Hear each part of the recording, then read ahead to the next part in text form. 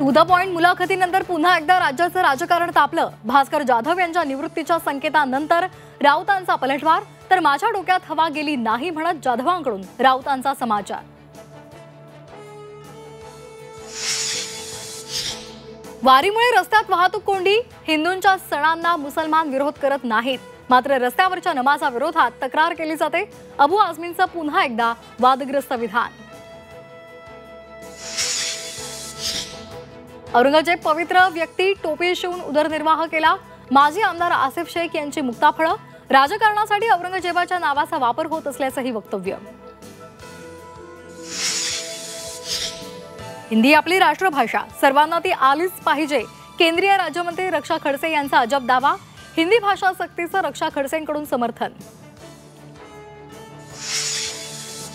हिंदी सक्तीविरोधात मनसे आजपासून रस्त्यावर उतरणार, पालकांच्या सह्यांची मोहीम घेणार असल्याची मनसेचे नेते संदीप देशपांडे यांची माहिती।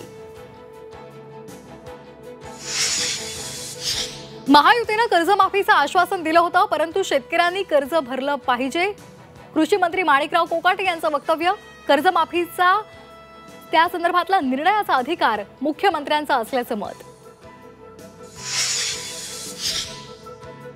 येत्या 2 ते 3 दिवसांमध्ये मान्सूनचा जोर वाढणार। 27 जूनपर्यंत कोकण, मध्य महाराष्ट्र आणि विदर्भात मुसळधार पावसाची शक्यता। मुंबईसाठी येलो अलर्ट।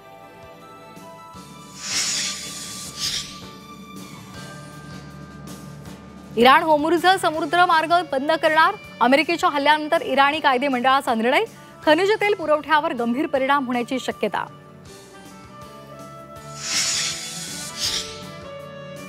लीड्स कसोटी रोमांचक वळणावर, तिसऱ्या दिवसअखेर भारताकडे 96 धावांची आघाडी। बुमराहच्या पंजामुळे टीम इंडियाचा जबरदस्त पलटवार।